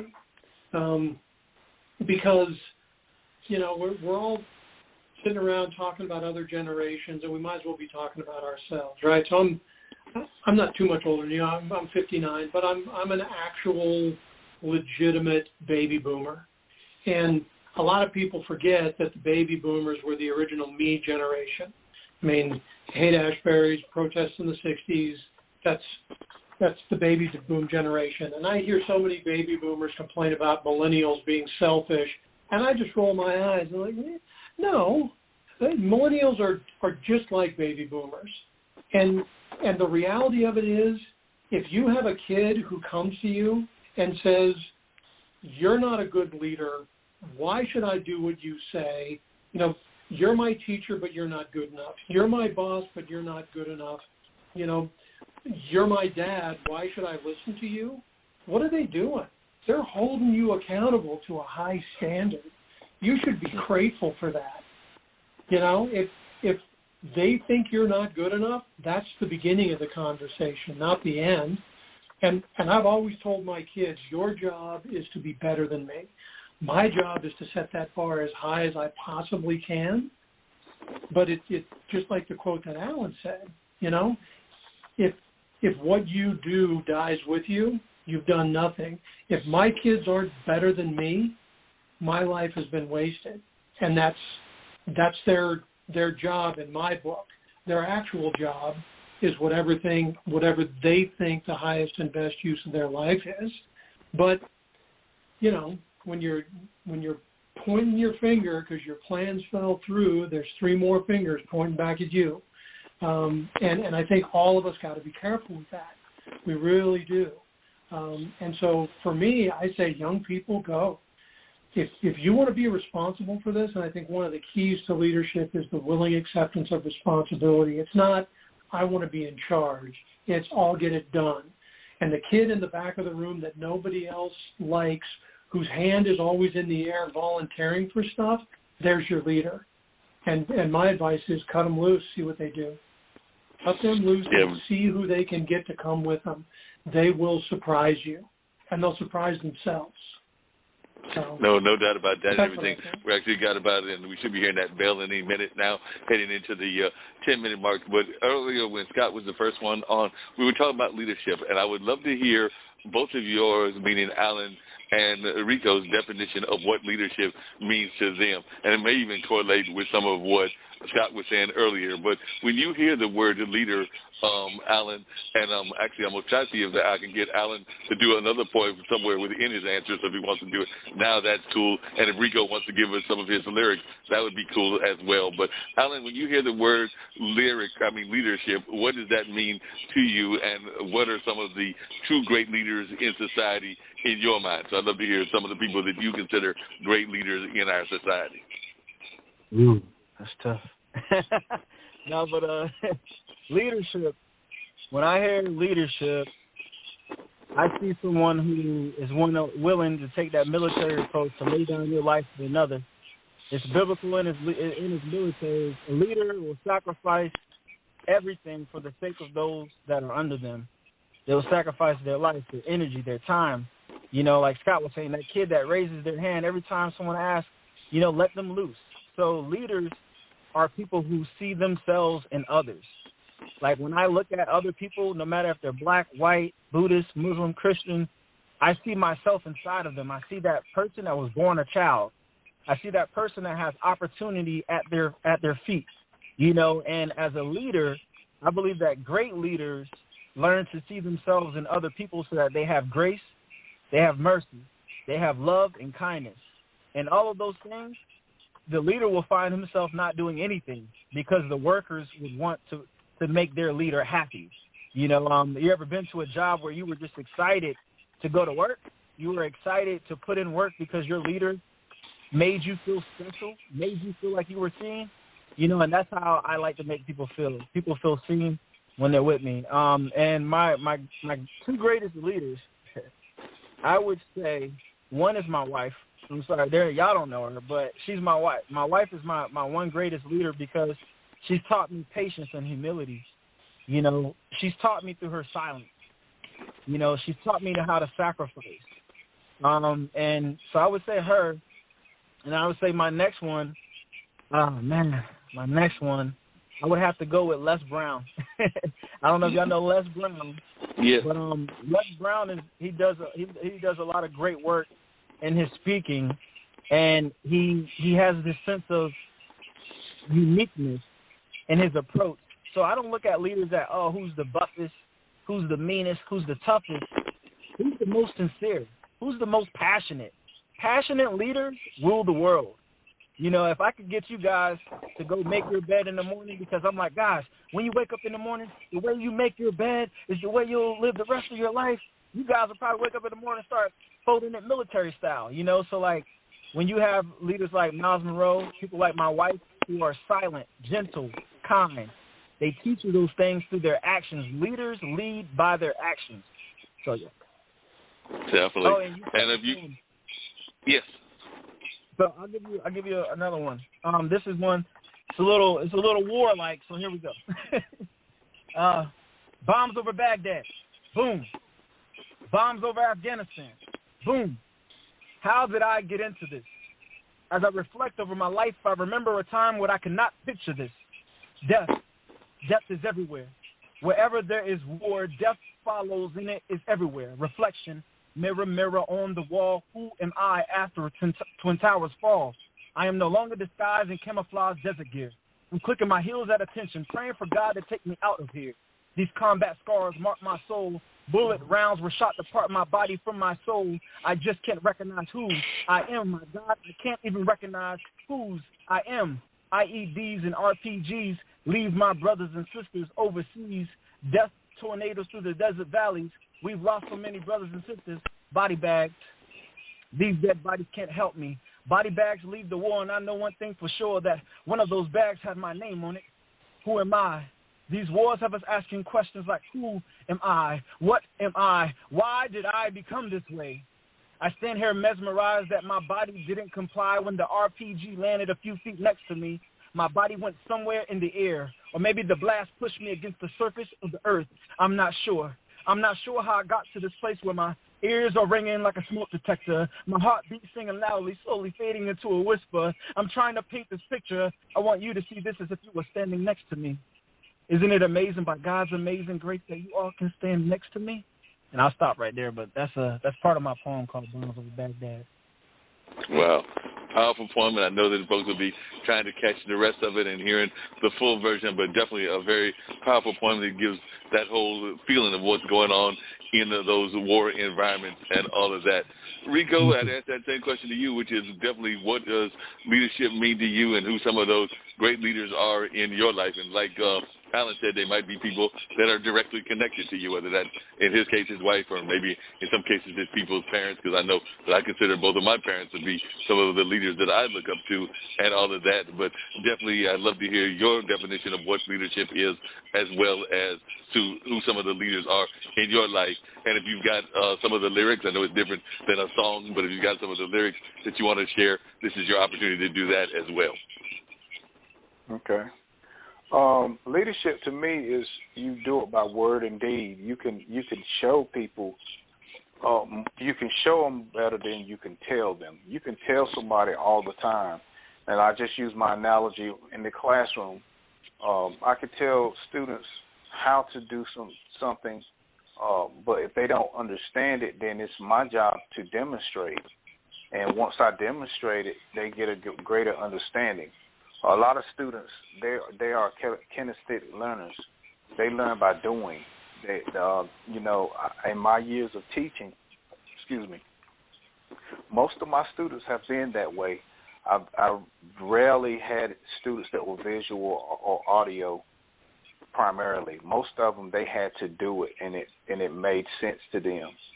I would have to agree with the brother. My wife is a great leader.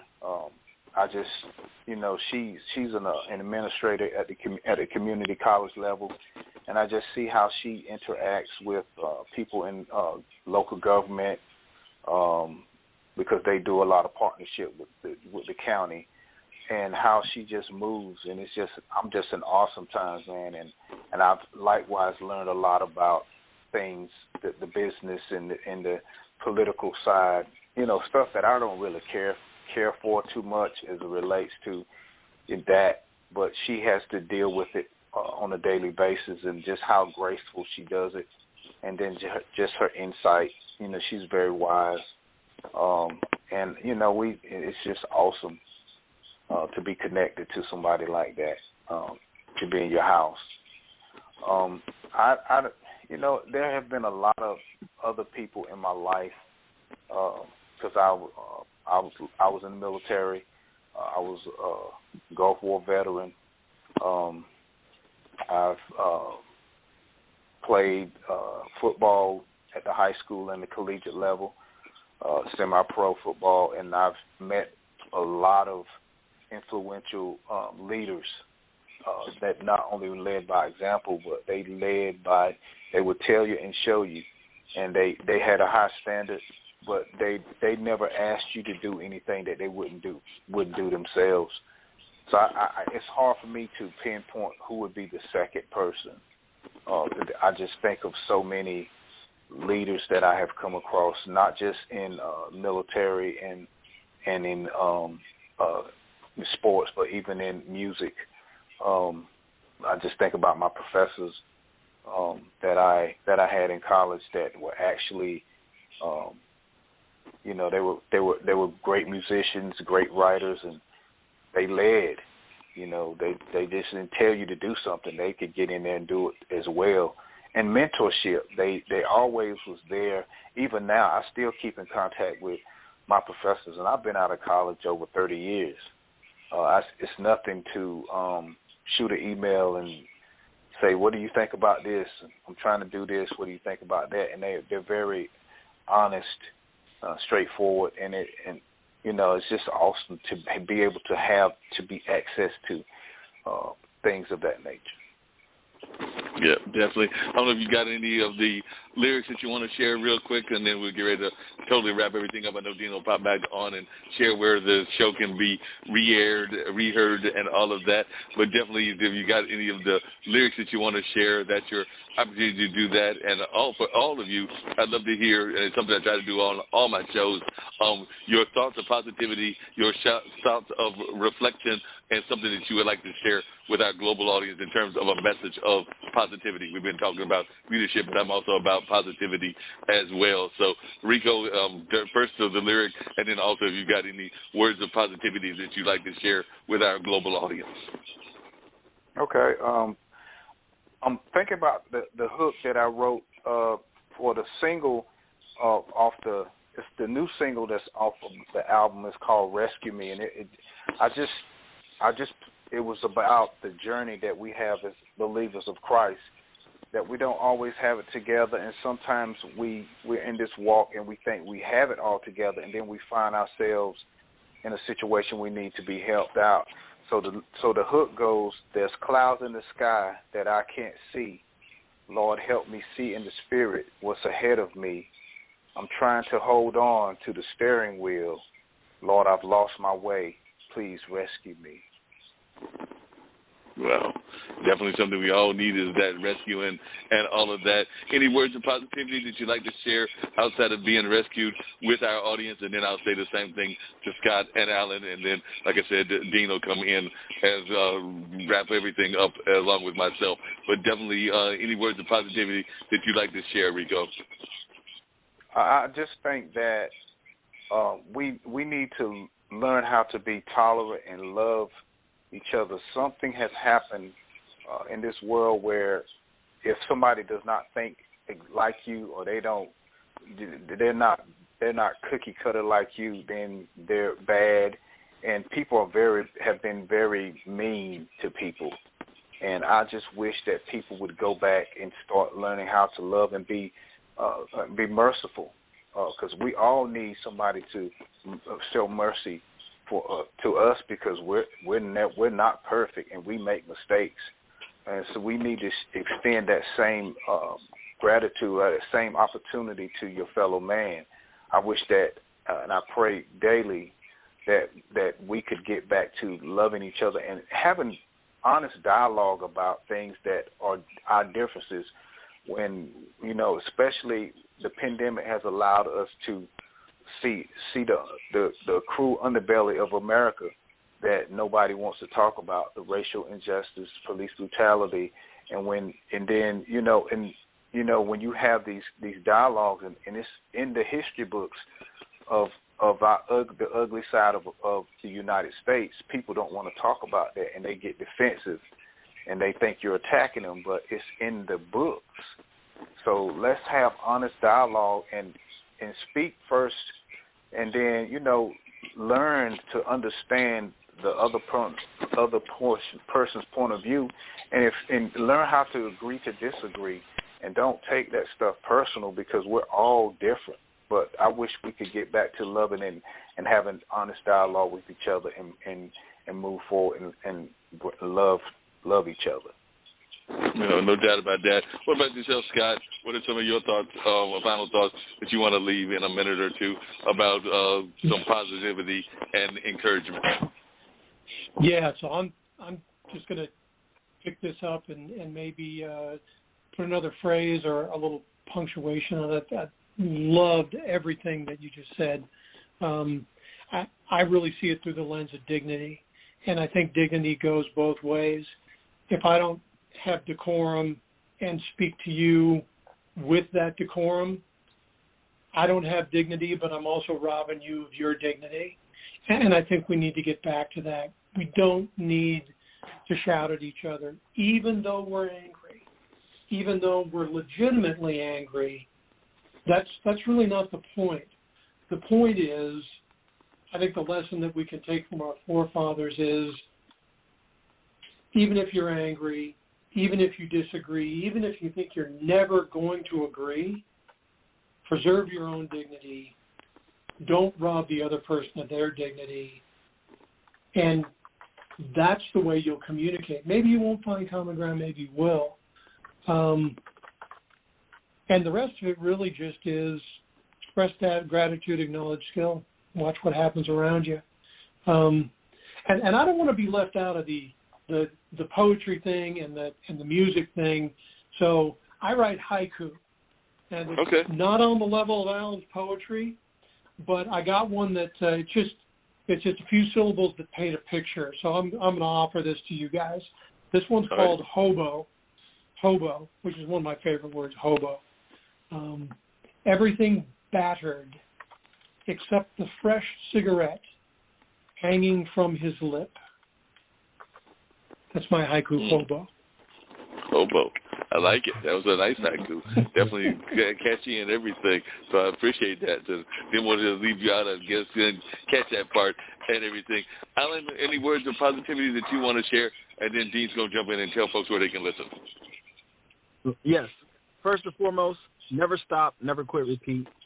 Second of all, if you fall forward. If you fail, it doesn't make you a failure. So whatever these people out here may be going through, if you fail, it doesn't make you a failure. And please continue to persist through life no matter what obstacles you face. Find accountability partners, find battle buddies, people that will be with you in the trenches, people that will be with you at peacetime, and find those people that will lift you up. And I really enjoy being on the show. Appreciate you being on. Appreciate Rico being on. Definitely appreciate it, Scott, as well. Hey, Dean, you're my trench buddy in the trenches with us over here at Straight Talk with Dean and Mark. And, of course, we've had another amazing show focusing this time around leadership and promotions and definitely education and a lot of other things as well. So what is your thoughts about what you heard? I thought it was a great conversation, and we definitely touched on a lot of very powerful conversations. But as my partner in crime, what was your thoughts? I got 2 minutes, and it's an outstanding conversation, and we thank all of our guests for being with us tonight, man. It's Straight Talk with Dean and Mark, Monday night at 7 p.m. Eastern Standard Time. Be sure to catch our replays on the Skyhawk Radio Network tomorrow and Wednesday at 2 p.m. Eastern Standard Time. If you missed those, we got a number of replays on Radio Public, iHeartRadio, Google Podcasts, Spotify, Spreaker, TuneIn, Stitcher, Podbean, Apple Podcasts, Podchaser, Podcast Addict, Castbox, Podfollow, Deezer, GeoSavin, and right here on Blog Talk Radio. Like I always say, now when you walk outside your front door, it's showtime in the world of your stage. Just make sure that people are not watching the rehearsal. And with that being said, it's Six-Man Dean Geronimo. Have an outstanding week. We'll see y'all in 7 days. That's right. Another great conversation in 7 days. Hopefully we'll have some more amazing guests. We had some truly amazing guests today that were sharing their wisdom and everything. So I'll be trying to line those up. And, of course, you know, we've got those various other shows that we also air on the network and did not get a chance to run all of them down because of time constraints. But definitely if you go on the website, you'll see that there are many other shows where we carry this message on, including the two that I did earlier today that were on the IBM TV network, now called Pod TV. But definitely looking forward to some great conversations and definitely continue these dialogues because that's what life is about. As many of our guests said, it's about educating and it's also about positivity and it's about encouraging each other as well. And that's one of the things that I think me and Dean do a great job of here on these platforms as well as on some of our other platforms that we are affiliated with, whether that's some of my work in the community or whether that's Dean's work in some of the organizations that he's part of, but definitely it's something that we do on a daily basis as part of our lives, and we definitely try to do it within this media conglomerate that we have put together. I would argue, Dean, that it's almost like a media empire. So I think me and you have put together somewhat of a media empire. We might not have the same kind of clout as, say, a Ted Turner, but that's just in 2021 on May 10th. We're still working on it, and maybe we'll get that clout after a while. Yeah, we will, but we get there. So keep rolling with us, and we see y'all. See y'all. Peace. See you next week.